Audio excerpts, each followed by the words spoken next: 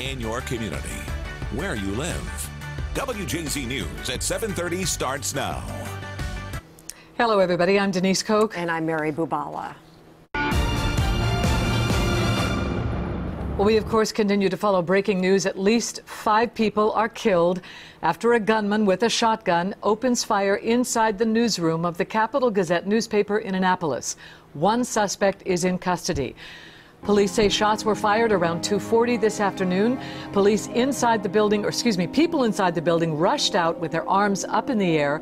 Now, in addition to those killed, multiple people are injured. And we have a team of reporters covering this ongoing situation. WJZ investigator Mike Halgren live on the scene in Annapolis with the very latest for us. Mike?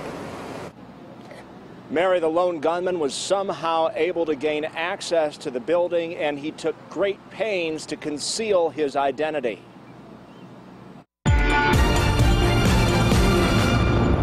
A lone gunman entered the offices of the Capital Gazette in Annapolis just after 2:30 this afternoon and opened fire, killing 5 people and wounding more. Police say he used a long gun. They were able to get the suspect into custody alive and tried to interrogate him. Our officers were on the scene very, very quickly. They did engage the suspect, and that's when he was taken into custody. The suspect, a man in his 20s, reportedly did not have any identification and was uncooperative. He also reportedly damaged his fingerprints so he couldn't be identified, and had a backpack with smoke bombs and flashbangs and possibly fake grenades. I want to acknowledge the tremendous work of our public safety professionals today, particularly the Anne Arundel County Police Department, the Annapolis City Police Department, and the Anne Arundel County Sheriff's Office. Police evacuated and secured the building across from the Annapolis Mall as they tried to piece together the motive behind the violence. The investigation has just started. So, as Ryan has said, we're going to be quite a while determining what occurred, why it occurred, and how it occurred. A lot of questions. This appears to be a planned attack. The suspect was found hiding under a desk, and although the police presence has waned somewhat, there are still a large number of officers here, including from the FBI and the ATF. They are reportedly using facial recognition software to try to identify this person using databases of passports and driver's licenses. Live in Annapolis, Mike Halgren, WJZ. All of this so hard to comprehend. Let's go live to Kimberly Eaton on the scene. You've been there really since the start, Kimberly, and you have an update for us now. And Mary, just a few minutes ago, we interviewed the Annapolis mayor, and it was an emotional interview. He got choked up. He's talking about how he's been to this office many times, understandably so. This is a small community. I'm sure that the Capital Gazette has reported on the mayor, and he's been in that office for interviews. And he got choked up. He says he knows a lot of people in that office who are dealing with this situation right now and who had to live through something absolutely horrific. Listen to what Mayor Gavin Buckley had to say. There's nowhere to hide. You know, you walk in that office. So you walk in the front door, there's a big glass building, there's a revolving door. You come through that revolving door. There's very rarely there is a receptionist there or anything like that because there's elevators. And to the right of that door is the office, the entrance to the Capital newspaper. And you walk in that office and there's a reception desk. And it's a lot of low desks, and there's some back offices, and then there's a conference room to the left. So there would be nowhere for these guys to hide when this stuff was going on. So I just feel so bad to think, you know, and there was no way, you know, even if you'd had, I believe, even a security guard would. Yeah, just setting the scene of this horrible incident here this afternoon. And again, Mayor Buckley, speaking from experience, he told us he's been inside this office many times. He also said that he had the chance to speak with the Annapolis police officers who were first on scene here this afternoon. They responded here in just about 60 seconds, and were told they did not hesitate to rush into this office and try to stop this shooter. And the mayor told us that the shooter heard the officers coming. They say he hid under a desk and dropped his weapon. Few more details on what unfolded after that at this point, but we are expecting another press briefing right around 8 o'clock. For now, reporting live, I'm Kimberly Eaton for WJZ. Kimberly, thank you. Those officers definitely saved lives today. Oh my gosh, that quick response. Well, we just heard a description of the offices at the Capitol Gazette. We have on the phone with us right now a man who knows the reporters, who knows the paper very well, Tom Marquardt, who was editor. Was it 30 years you were editor of the paper, Tom? Yes, I was there in 1977 and retired in 2012. So obviously you know some of the people because there are some of those employees who have been there a number of years. You know this paper very, very well. Can you give us your response to what happened today, your initial response? Well, like everybody, we're just torn apart. Even if you had left the Capitol, you still feel like you're part of that family. And there are so many reporters who have left the Capitol who still feel a connection to what was really their roots in journalism. You never forget that. It's like going home. And, you know, so when you hear news like this, your hearts go out. It's just something you just can't fathom or even put into words. And even as writers, you know, our responsibility is to put things into words. You know, those reporters now are trying to do that. And I can't imagine what grief they're suffering. It's just horrendous. I think what is so compelling is that we've seen many tweets from the current reporters at the Capitol Gazette that there will be the Capitol Daily published tomorrow. They are continuing to do their job, even though they're experiencing such grief and trauma. And that speaks to the character of everybody who passed through that newsroom. I mean, their number one job, no matter what the obstacle was to bring the news daily to readers. Even if there were fewer readers, that whole job was just focused on that assignment. And they did it out of love for their profession and out of just this personal drive. And Annapolis is a close community. The reporters knew the politicians, knew the reporters, knew everybody knows everybody there. So this is going to reverberate even beyond the paper. Do you agree? Oh, absolutely. It's a small town. I mean, it's a small town that is the seat for the county, is the seat for the Capitol. So even though it's more of a cosmopolitan aura that doesn't exist in other towns that size, the truth of the matter is it's still a small town. And so when somebody dies, we all grieve in this capacity. Even if you didn't like the reporters, even if you didn't like the Capitol, there is a grieving because it's part of that community. Never thought you'd see the day where we needed armed guards at a newspaper. No, and the interesting part is that we pass on having armed guards at the newspaper. We pass on having obstacles that would prevent people from walking in with whether it be their ad, their classified ad, whether it be a news story, their club notes.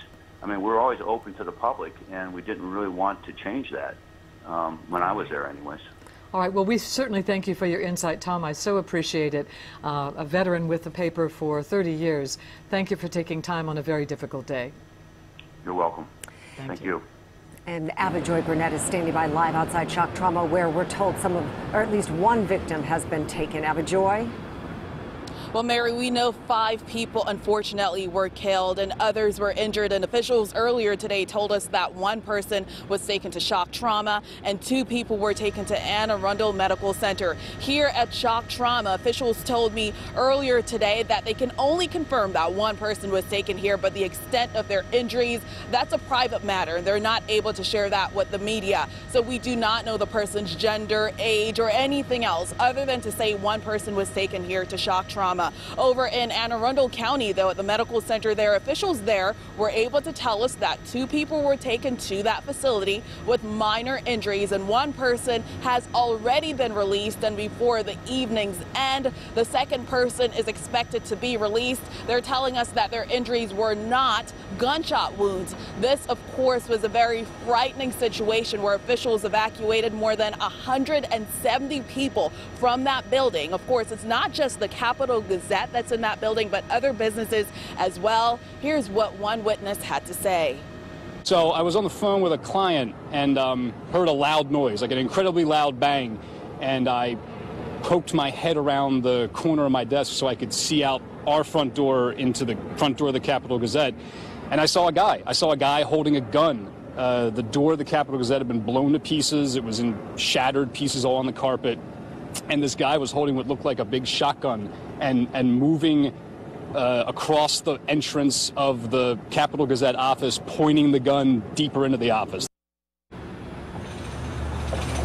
So once again, we know 5 people have been reported dead. There are others who are injured. Earlier today at a press conference when reporters asked exactly how many people were injured, officials say they do not know at this point. Of course, they will let us know when they get all of that cleared up. But if you have a situation where at least 170 people were taken out of this building, it shows you the extent of this operation, and that explains why they can't give us all the answers, all the numbers at this point. But what we do know is 1 person was taken here to shock trauma. 2 others were taken to Anne Arundel Medical Center. Reporting live tonight, Ava Joy Burnett for WJZ.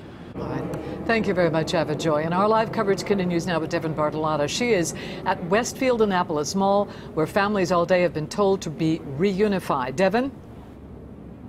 Denise, as Ava Joy just reported, about 170 people were evacuated from that building, and many of them were brought here to the Westfield Mall to be reunited with their families. We're right near the Lord and Taylor loading dock. The Red Cross disaster relief van just pulled up. Crews are unloading bottled water and snacks for those still inside, although officials say most of the people here have already been picked up. We haven't really heard much from people who have been picked up here. Their family members are mostly driving through that police line. They're picking them up, then driving back through that police line and away without talking to the media. One woman from inside just said it has been a really long day. Another said she just wants to hold her child closer. Many of the people who were in the building at that time of this shooting just want to get home and cope with what happened. All of these people here are survivors of a shooting that could have been much worse if it wasn't for the quick response of first responders. There's been a terrible tragedy here in Anne Arundel County. There was an active shooter incident. 5 people are dead. Several more are wounded and in the care of Anne Arundel Medical Center. The shooter is in our custody and being interrogated as we speak. I want to acknowledge the tremendous work of our public safety professionals today, particularly the Anne Arundel County Police Department, the Annapolis City Police Department, and the Anne Arundel County Sheriff's Office. They were on the scene in about 60 seconds. But beyond that, they went immediately into that building without a moment's hesitation and demonstrated incredible courage. That was County Executive Steve Hsu.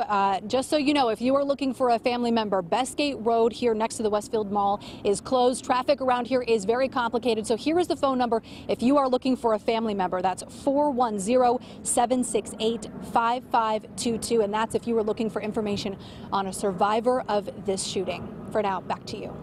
Devin, thank you. And our team coverage continues right now with Rick Ritter. He's live at the Baltimore Sun offices in downtown Baltimore. And we know, Rick, officers were stationed outside the Sun just as a precaution today, as we saw in many newsrooms across the nation. Mary, they certainly had a scary incident here. But real quick, before we get into that, I just want to rehash. We know 5 people dead, 3 people injured, and so many have questions about what happened, looking for answers, especially people here walking by, trying to figure out a motive behind this heinous shooting. I spoke with a law enforcement source, a local one, a short time ago, who told me, Rick, we still have so much work to do in terms of trying to find out more information about this suspect, getting into his computers, getting into his phone, trying to find out the motive behind this shooting. So I just wanted to put that out there real quick.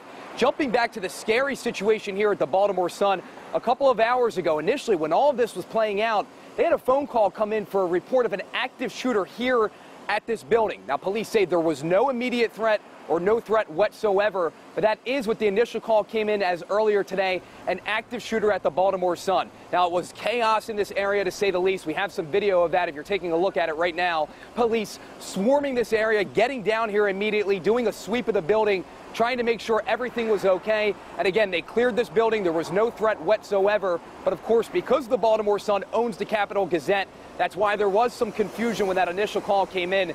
Governor Hogan earlier today talking about how quick the response was, obviously here at the Baltimore Sun, doing that safety check, and then at the Capital Gazette as well. Here's what he had to say. First of all, our thoughts and prayers are with the victims and their families, and I want to thank the law enforcement professionals who responded. Our emergency response team they did an incredible job. They're still doing the job right now, but the fact that they responded within 60 seconds, I want to give serious praise to Anne Arundel County and the city of Annapolis. for their response, and we were here with the state agencies to back them up. We have federal agencies. It's a tragic situation. We don't have all the information yet, and we can't give all the information yet because it's an active crime scene and investigation. Again, a scary situation that played out here at the Baltimore Sun, but everything was okay. Baltimore City Police, I spoke with them a short time ago, stepping up security here at this building and other news outlets throughout the area. It's important to note, and we talked about this a little bit earlier, a lot of these reporters here at the Baltimore Sun, there's a good amount of them that came through the Capitol Gazette. They worked there. I had a chance to speak with one of them who tells me that newsroom is extremely small, only about 20 people or so in there. So if a situation like this were to play out, which it did, really nowhere to go, and that is scary to think about. Back to you. I should say, thank you very much, Rick. All right, we'll be right back. Stay with us.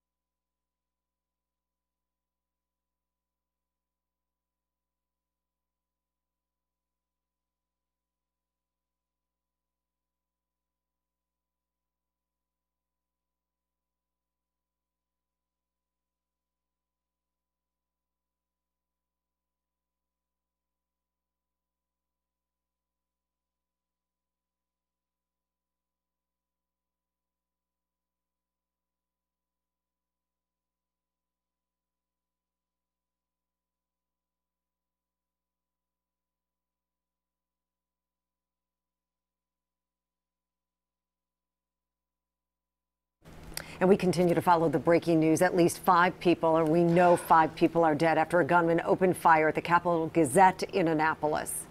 Let's go back to WJZ investigator Mike Helgren. He's live on the scene for us. Mike. Some breaking news, Denise. Multiple sources report that the suspect has been identified using facial recognition software, and they are efforting a search warrant on his home. This was quite a chaotic scene earlier today. Let's listen to some of the police radio transmissions here. The active shooter, party 1, 888 Westgate Road. Capitol Gazette, shooting people, white male with a shotgun, black shirt, green pants. Several shots have been fired. Possible shotgun, at least 10 shots heard.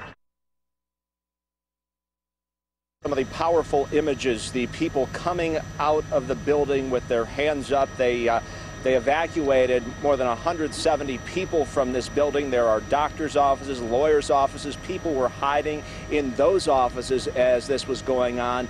And again, the new developments that, according to sources, they've been able to identify this suspect, although we still don't have a name. Back to you. All right, thank you, Mike. Let's go now to Kimberly Eaton. She has been at the scene as well all afternoon. Kimberly. And Denise, we spoke with Annapolis Mayor Gavin Buckley a short time ago. We showed you some of that interview earlier, but he says that he had the opportunity to speak with the Annapolis police.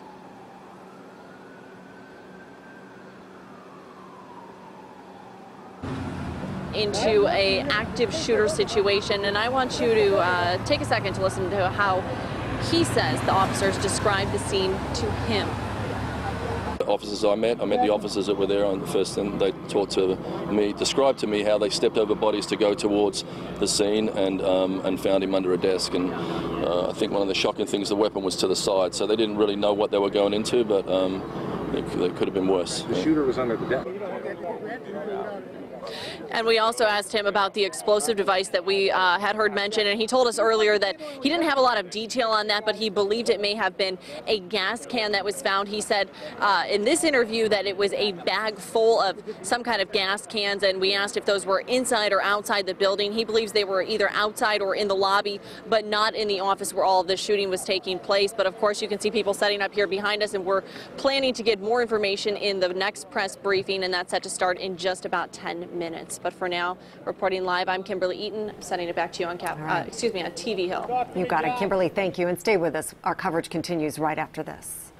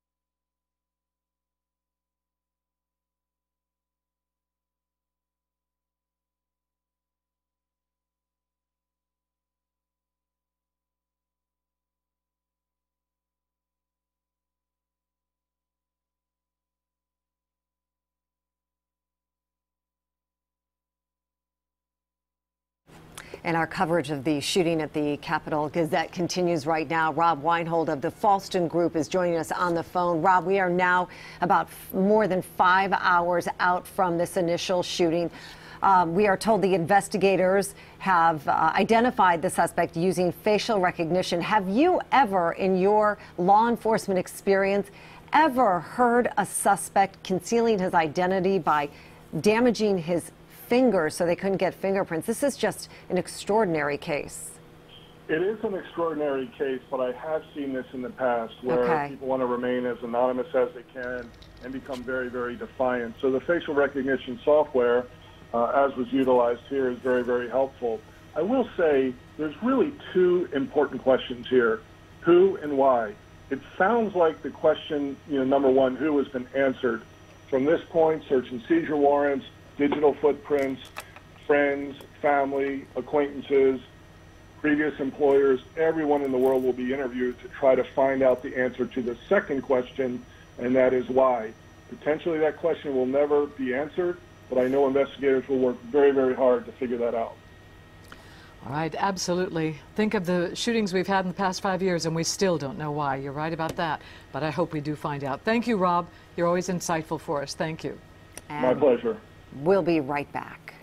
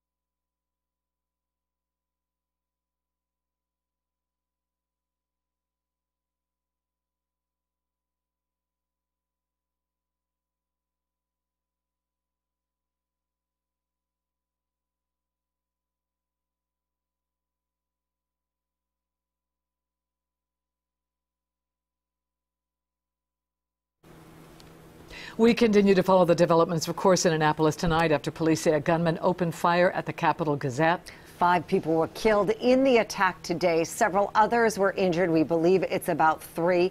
Many have taken to social media all through the day to offer their condolences. And it's given us lots of insights. Here, this is somebody who tweeted right when it began, active shooter 888 Bestgate, please help us. We're told that was a young intern. And this is Phil Davis, who was a reporter who, as well as that intern, was in the newsroom when it happened. There is nothing more terrifying than hearing multiple people get shot while you are under your desk and then hear the gunman reload. He goes on to say, or we hear from Paul Gillespie, who's a photographer at the Capitol Gazette, and some of his work is also seen in the Baltimore Sun. I am okay physically. So far, mentally, I am a mess. I was inside. I am lucky to be alive. Please pray for my coworkers who were not as lucky as I was. We lost some truly great people today. I am in shock trying to process this horrible situation. Thank you for all the kind thoughts. Yeah, and Ben Weathers devastated, just devastated. Again, another reporter at the Gazette, naturally devastated. And we've also, there was a tweet that was put out earlier by the editor of the paper who, as you can imagine, just said how heartbroken he is and asking people to try and not contact him because he's trying to absorb what happened. Absolutely, and still heartbreaking incident is being felt most in the community of Annapolis. Now, earlier we spoke with Susan O'Brien. She's communications director for the city about the tragedy that took place today. Here's what she said to us. It's been a tough day for the city of Annapolis. This is a paper that we deal with every day. These reporters are on top of everything that's going on. in the city of Annapolis and Anne Arundel County. The city is supporting Anne Arundel County, who's the lead in this investigation. And the mayor is there with the governor and with the county executive. And right now we're just thinking the best thoughts we can for the families of all of those people we know and love at the Capitol. President O'Brien said she had many interactions on a daily basis with those reporters. As everyone did. We spoke earlier, there's Avajoy. Avajoy, if you can hear us, we spoke earlier with a man who was the editor there for decades who said, it's a small community in Annapolis. Everybody, whether you like the paper or not, everybody knows everybody. The reporters know everybody. So this is the devastation of this event is going to reverberate in a wide range. And before we go to Avajoy, very quickly, they say they're going to put out the Capitol Gazette tomorrow, the paper, the Capitol. If they do, get a copy. We should all support that paper tomorrow. Absolutely. 100%. All right. Avajoy, you have an update on some of the victims.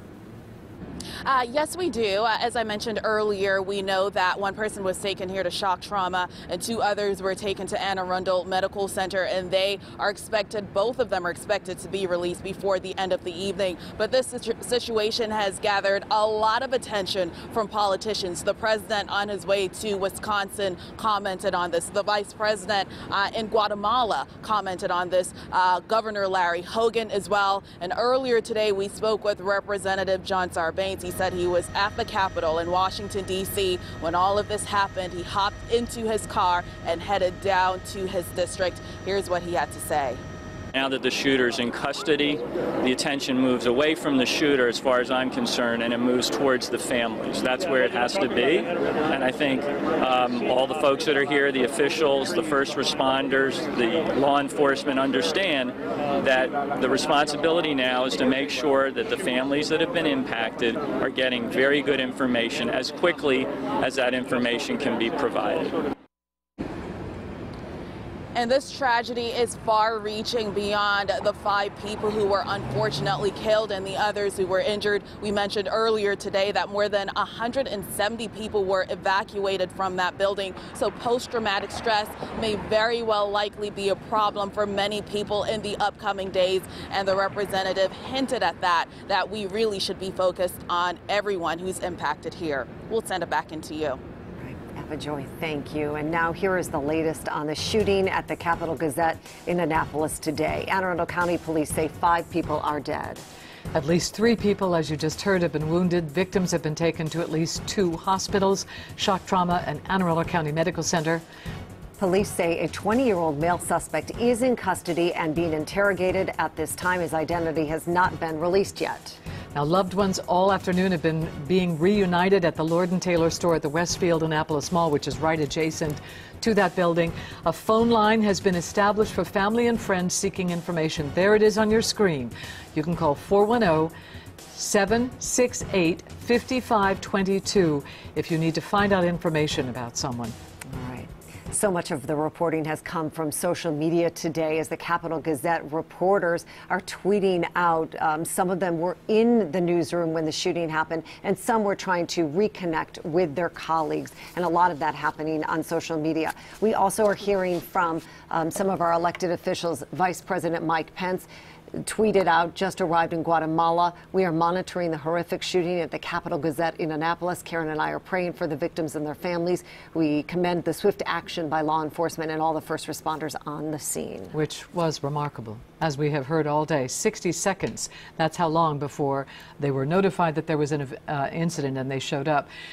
Here's someone who says, I was there 2 hours ago. Every time it gets closer to home. Thoughts out to the Capitol Gazette.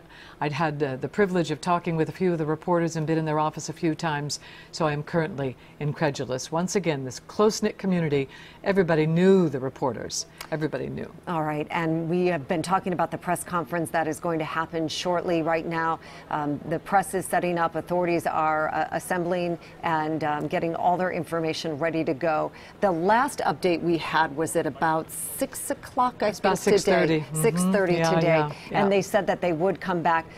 Given the extent of what happened today, they have been quite good at trying to get us some information, at least touching base with reporters on the scene there. Yeah, they've been very open. And when you think since that last update and this one, they have apparently identified that suspect through facial recognition, and they're now at that suspect's with home. search warrants. So they probably, when they do take to the microphone, probably have some real information for us, and might let us some insight into that question that everyone keeps asking. Who is this and why? Correct. What in the world, why? I mean, there are various postings on social media. One newspaper executive source says that they believe the suspect had some interaction with an executive at the newspaper previously, which, if that is indeed correct, would give us some sense that this was personal, that the paper was targeted, and that there was some personal vendetta involved. And as we wait for that press conference to start, we're going to go to Devin Bartolotta. She's at the mall where the reunification is happening. It's been happening all day. Although, Devin, you said most of the people have gotten with their loved ones and gone home. That's right, Mary. A lot of people here have already been picked up. Family members have been coming here since this all happened, picking people up. They're driving into the police line, picking people up and driving right out. A lot of people do not want to talk to the media, which is absolutely understandable. One woman did tell me this has been a very long day. Another told me that she just wants to go home and hug her child. People here really coping with what happened and the incident that they just got lucky enough to survive today. The Red Cross disaster relief van just rolled up within the hour. They've been delivering snacks and bottled water to people here, and they're just starting to move in. There's a lot more of the Red Cross trucks that are starting to pull up here, and they're getting ready to aid people in whatever way they can. And a lot of that is also the first responders here who have been here now for hours. You can kind of see the police here behind me. They're even starting to... All right. Yeah, we're going to... Go ahead. No, go ahead. We're interrupting because we're going to go right now to the microphone for the update. Okay, just give us a few seconds, Chief, and when you do, just state your first and last name and make sure you spell it correctly for us. A little higher, sir. A little closer. Speak real loud for us. Thank you. It's just the hill. You're good. Yeah, who picked this spot? Yeah, who picked this spot? You guys did. Yeah, you're probably right. Anytime, sir. My name is Bill Krampf, Krampf. I'm a Deputy Chief with the Anne Arundel County Police Department. I want to first start off by saying that we have de-escalated the scene. As I mentioned before, our tactical people are out of the building. Our investigative people have entered the building and they have started their investigation. As a person, a white male in his late 30s in custody, and our criminal investigation division investigators are interviewing him now. He entered the building. This was a targeted attack on the Capitol Gazette that is located at 888 Bestgate Road on the first floor. He entered the building with a shotgun and he looked for his victims as he walked through the lower level. We have secured the building. We are in the process of notifying the next of kin. We have 5 confirmed fatals and 2 injuries. The injuries, to my understanding, are superficial, possibly from glass from the shotgun blast. We are working on now securing his residence. He does live in the state of Maryland. We are in the process of securing that residence and preparing for search warrants. So this is the next phase of this scene, and that is the investigative phase. This is the part that takes the most time. As I would assume many of you have already heard from many other police agencies in the state of Maryland and across the country, the investigative process is very difficult. We must be thorough. That's why you will not get the information from social media from us unless it's been confirmed. We have allowed our investigators to do their job. They are there now, and we are going to continue to provide you with information. Chief, you I want said to targeted. hold on one second. I want to share something with you that I think is important. We mentioned before about the improvised explosive device. That is not an IED. It was actually canisters of smoke grenades that he used inside of the building when he entered the establishment. So this person was prepared today to come in. This person was prepared to shoot people. His intent was to cause harm. And as I stated before, the investigative part of this is going to be thorough, and it's going to take some time. As you can see behind us, we opened up Bestgate Road. We thought that we may need to secure that roadway for a long period of time. And as we get further into the investigation, we realize that we don't need that roadway. But the building 888 Bestgate will be secured for some time. I do not have a time frame on that yet. We're going to be inside there for quite a bit, and until this investigation is complete. When I have more confirmed information, I will share that confirmed information with you. You said he targeted specifically this newspaper. Exactly what was his beef with this newspaper? That's what we're investigating now. But there are already reports that he had a history with the newspaper a couple of years ago. That's what I'm hearing. Does he live in But Annapolis? before we confirm that, I need our investigators to go and look into that and make sure that's correct. Chief, does he live in Annapolis? Difficulty initially identifying the man, that you went through a process of perhaps facial recognition to get an identification. Is that why you're able now to go to the home and do a search and fix? No, I can't share that with you. It's the first time I've heard facial recognition. So, Chief, you're saying he could have been associated? Chief, is he being cooperative? Is he answering questions? I can't answer that. He is at our Criminal Investigation Division. Our detectives are down there with him. I have not interrupted them to ask him if he's being cooperative. When do you think we're going to get any more information on the suspect?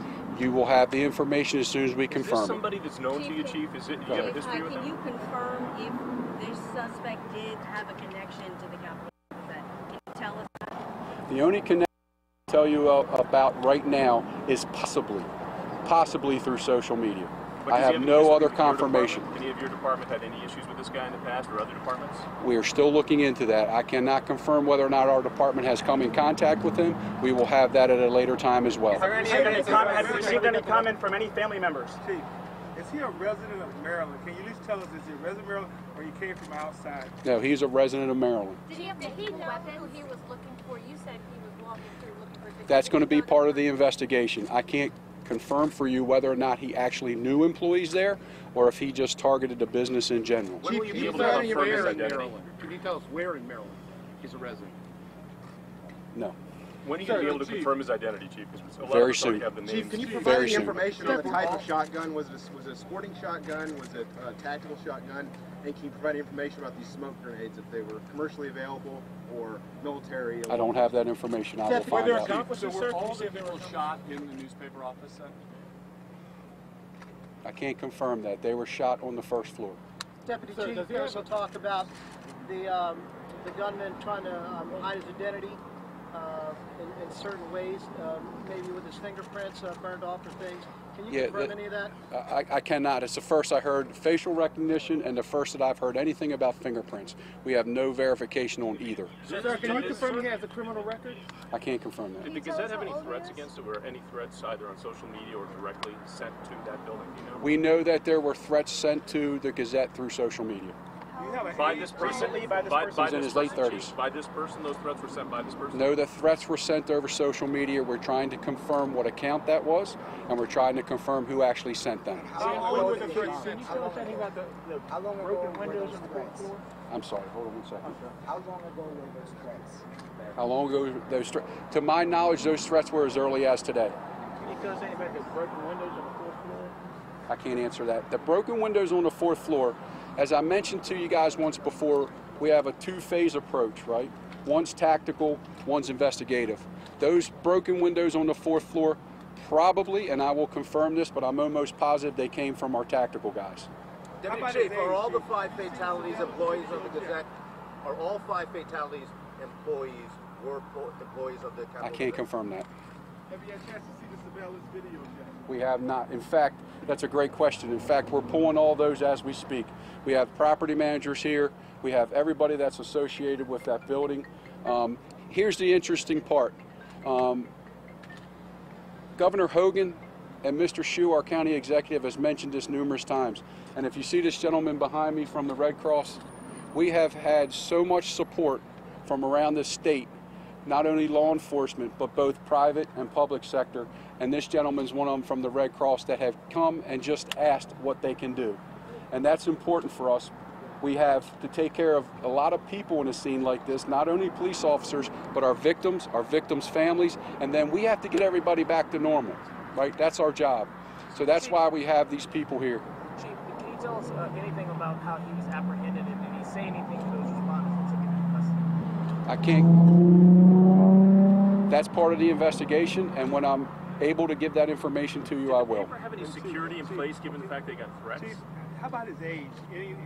Late 30s. Was there any security in the building given the fact they were dealing with threats? We don't know that yet. That's part of the investigation. We're looking into that as well.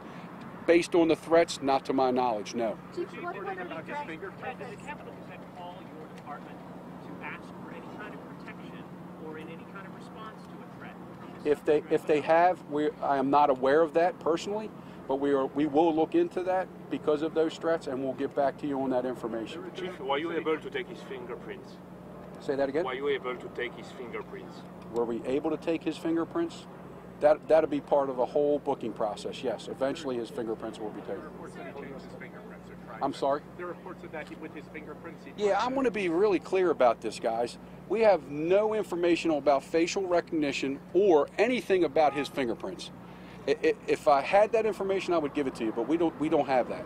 Chief, as you're trying to verify the social media account, can you talk about the specificity of the threats? Can you talk about the threats? What kind of threats were made against the Capitol? What I can share with you now is they were general threats towards the Capitol. The Capitol is a media outlet. But I mean, was it saying, I want to kill somebody? Was there harm they were threatening? Or was it just saying, I'm never going to buy your paper again? Give us an idea of the level of threat. It's a good question. So when I have that information available to you, I will be more specific on the threats. Can you say that they were violent threats? The threats were about a specific story? No. Can you say that they were violent threats? They indicated violence. Were they directed at anyone in specific at the paper? Were those politically motivated threats? Can't answer that. Was he targeting anyone specifically? We do not have any, we have no knowledge at all that he was targeting anyone specific at the Capitol. No. Deputy Chief, has the Evening Capitol talked to you at any point recently about some concerns or threats? Have they personally contacted you? Did you guys have a conversation with that? No. Look, I want to be clear about another point. The Capitol newspaper is our local newspaper. We interact with the Capitol newspaper daily. Lieutenant Frazier is our public information officer. We have friends at the Capitol newspaper. We speak with these men and women on a daily basis to get stories out that are important to the citizens of this county. So we're here, we're invested, we're going to get this investigation right, and we're going to come back and we're going to give you credible, confirmed information to answer all your questions. You're going to have a name on the suspect? Soon. Was there a boosted One more. police presence after the threats were issued? Can you say what it Say was? that again? Was there a boosted police presence of any kind after the threats were issued?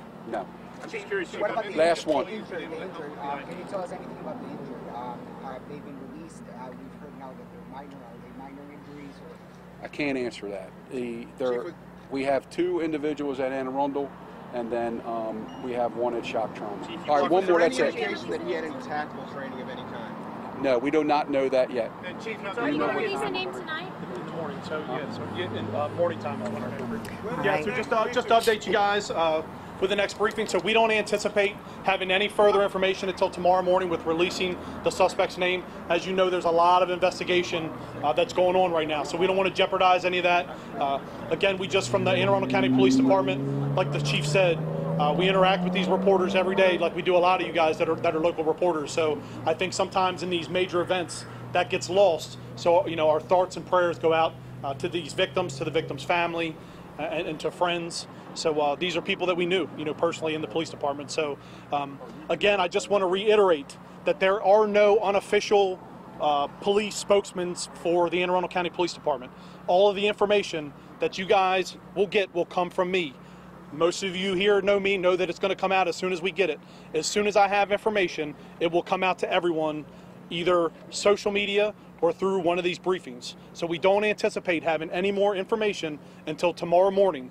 So I will put out tonight on social media, when we can make a decision with investigators, when a good time to have the next briefing to give the information out that you guys want and that you guys need. And we'll make that decision, and I'll put that information out as soon as possible. To the editor-in-chief of the Capitol? We're speaking with numerous people inside that building. We had 117 people that we evacuated out of that building. Many of them are witnesses. So we have detectives that are interviewing essentially over 100 people, as well as the suspect. So there's a lot of moving parts here. And, you know, our detectives are doing what they do best. So they'll get to the bottom of it and find out exactly. Can you tell us if the employees have been helpful with identifying the suspect? Have the employees been helpful? There's been a lot of witnesses that have been helpful with the investigation. So yes, so the investigation moves forward very swiftly and has been progressing well. Lieutenant, we were told 170 people were evacuated earlier. You said 117? No, about 100. Yeah, about 170 people. I think 170, 171 were evacuated. Yeah, so yep. So it's a lot of people in that building. There's a lot of buildings or a lot of businesses inside there. But again, this was quite obvious and quite apparent that this individual had some type of a vendetta or against the Capitol newspaper, and they were specifically targeted. Have you been in that newsroom? Have you seen the aftermath? I have not been in the crime scene, no. That's something that we protect very well. I've been at the newsroom several times, yes. Can you explain the layout? Yep, one more. Are they going to open the building sometime tomorrow for the other people that building's going to be closed indefinitely until we do what we got to do. So it's going to take, again, it's a lot of moving parts. Our primary job right now is to make sure that we prosecute, get enough evidence to make sure that we can prosecute this case. How long were these threats known about, Ryan? That I don't know about. So it's something that we've learned since the investigation started from the workers at the Capitol. So, Ryan, so it's a lot of moving parts. Can you just tell us a little bit about the people who were not injured and how they're doing? The status is for them? Well, we have our mobile crisis here that's helping with individuals that were involved and not injured. So that's something again that oftentimes gets forgotten about in these situations. So. Our hearts go out to them too. We have people here that have met with them with our mobile crisis unit to see if they need any resources. Resources are being provided, so it's very important that they're taken care of. So again, I'll close with, our hearts and prayers go out to the families, friends of the victims, anyone that's associated with the building over there. I'll put out on social media when our next briefing will be, and our next briefing we anticipate having the suspect's information and more information for you because we know you guys need it. Thank you. Thank you guys. Will it be here tomorrow morning? I'll put out a location. I don't feel that this is probably the best location to have press conferences. I think you can all agree with that. Absolutely. So we'll try our hardest to get a good location. I'll make sure it goes out on all of our media platforms, all the emails that I send out to communicate with you guys on a daily basis. I'll make sure you have it. It's important to us that we get the information to you guys quickly, the right information to you guys as quick as we can. So we thank you guys. Appreciate it. Would he have continued was Lieutenant Ryan Fraser, who was the very first officer to come on early this afternoon and talk about this. And then we just heard from the deputy chief that he has friends in the Capitol Gazette, that he is, this is personal for him. Absolutely. I mean, he's done a phenomenal job all day, but it was this hit home for this man. Absolutely. They have daily interaction for the most part. I think that there was a lot of information that they couldn't give us, but a lot that they did, including the highlights of that, is that the suspect is in his late 30s. And we're going to go right now for more on that to Kimberly Eaton. She is live on the scene. She was just listening to the news conference that we all were. Kimberly? And Mary, I just stepped out of that news conference, so I'm not sure how much of this that you have already been through. But as you did mention, I heard this part, you said the latest update that we've gotten on the shooter is that he is a white male suspect in his late 30s. Initially, we'd heard reports that he was in his 20s, possibly even 20 years old. So that is a change. We've also heard from police just now that this was very much a targeted attack. They say this man came into the Capitol Gazette, they say that he came into the office building where the Capitol Gazette is housed. They are still not confirming that all of the shooting took place within the Capitol Gazette, but they say he entered that building and he came in armed with a shotgun. They say he walked through the lower level of the building, choosing his victims. That is what police have updated us right now. They say that they have 5 dead, which we have reported to you before, and they're saying 2 people with superficial injuries. They also tell us that they will release the name of the shooter, but the accused shooter, but that information may not come until tomorrow morning. As of right now, they have opened up portions of the area around the office building, but the building itself right now, investigators are inside. This is now an active crime scene, and they are beginning their investigation, trying to piece together whatever they can find, whatever kind of evidence they can collect here.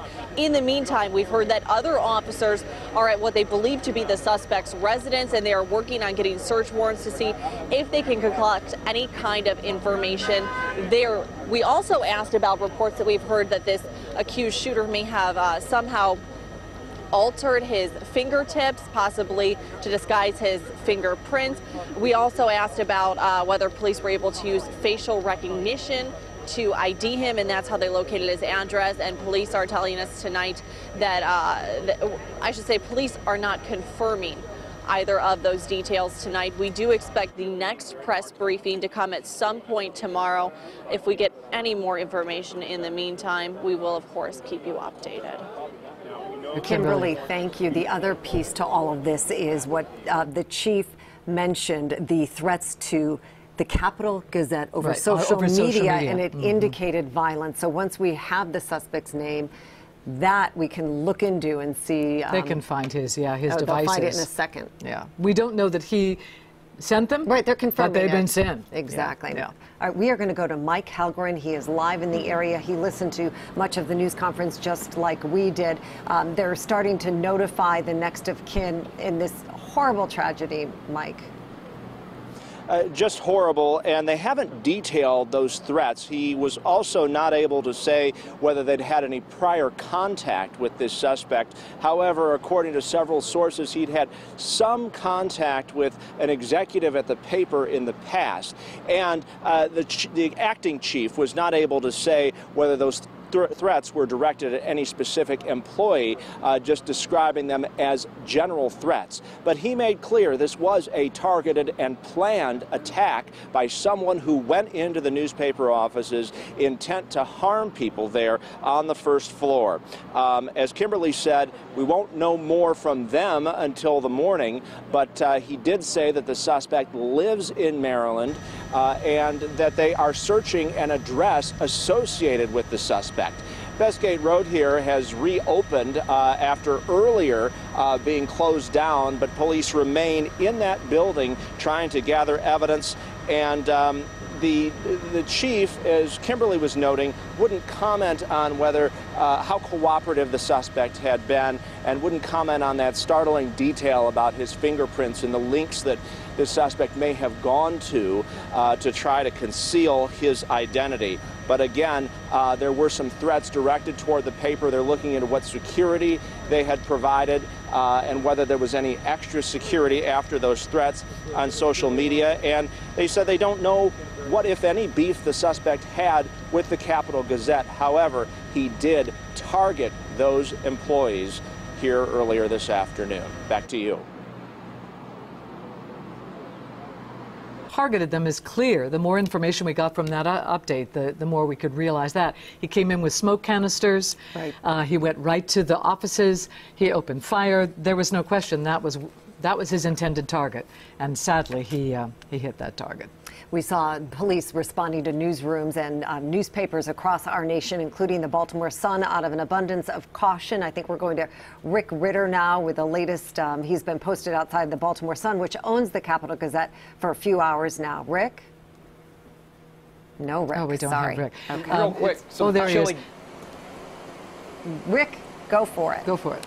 Mary, real quick, some chilling details released by police there, talking about how this is a targeted attack. Everybody wondering what's going to happen next. What's the next part in the investigation? Well, if they know where this suspect lives, they said he's a resident in Maryland. Now it's time to get into that residence, find out, what's in his computer drives, get his cell phone, get that information, trying to figure out what is the motive behind this heinous shooting. Now, of course, there was a scary incident here at the Baltimore Sun earlier. Initial call coming in, Baltimore City Police say, as an active shooter inside this building. Now, there was some sort of confusion, of course, because the Sun owns the Capital Gazette, and they believe that's why that call came in. But still, nonetheless, Baltimore City Police and the SWAT team getting down here as soon as possible within minutes, swarming this building, getting inside, doing a safe check to make sure everybody was okay. It turned out that there was no threat whatsoever inside this building, but still a very chaotic situation here that played out in this area for quite some time with that initial threat coming in. It turned out that everything was fine, but still a very scary situation. A lot of these reporters here at the Baltimore Sun, they started at the Capitol Gazette, so our heart certainly aches for them tonight and what their colleagues are going through. But for now, we'll send it back to you. All right, thank you, Rick. Yeah, as we just heard in the update, this person, quote, was prepared to shoot people. His intent was to cause harm. This was deliberate. He came locked and loaded, ready to go. He had special devices, and we're going to hear from Chief Camp about exactly what those were. We mentioned before about the improvised explosive device. That is not an IED. It was actually canisters of smoke grenades that he used inside of the building when he entered the establishment. So this person was prepared today to come in. This person was prepared to shoot people.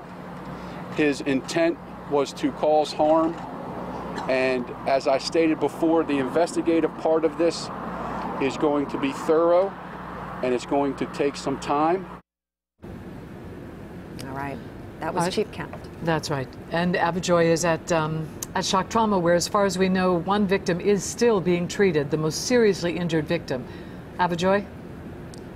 That is right, Denise. Although they did not go into specific details about this person's injuries right here, we did learn that one person was taken to shock trauma, 2 others were taken to Anne Arundel Medical Center. They confirmed that. They also said some of those injuries were superficial, and this is reiterating what officials over at Anne Arundel County Medical Center told us earlier today, that the injuries were minor enough for one person to have already been released, and another will be released by the end of the evening if they have not already been released from their hospital. Officials are also saying they will be waiting to notify the next of kin. They'll be waiting to let us know who those victims are. They have to notify the next of kin before they can release the names of the victims here. Once again, 5 people killed, unfortunately, and we now know 3 others were injured. We'll send it back into you. Thank you, Abijoy. We know that Phil Davis had called it. He was in the newsroom at the time of the shooting, a war zone. It is. That's right. And you know, this for us, it's personal. This is our profession, but it should be personal for everyone watching tonight, because this is our state, this is our community, this is our state capital. This is a local paper that served the people of that community. There are police officers who knew the victims, and they're as devastated as anyone, although they continue to do their job, as do the reporters. I'll say it again. If there's a Capitol tomorrow, which the reporters say they will put one out, buy a copy, get a copy, support them, because they've just been through hell. Let's go now to Devin Bartolotta. She is at the mall where the reunification process was happening this afternoon. Devin? Mary, I think it's important to note tonight that Anne Arundel County Police are telling people to just keep their eyes out on Twitter and only pay attention to confirmed information tonight. There's been a lot of stuff floating around on social media all day long. Just a short time ago, Anne Arundel County Police tweeted that their public information officers are the only updates for information. So that's something to keep in mind tonight as we learn more about this investigation. Back to you. All right, Devin, thank you. And we will continue to follow the tragedy at the Capitol Gazette. I'm Mary Bubala. I'm Denise Koch. Watch WJZ at 11.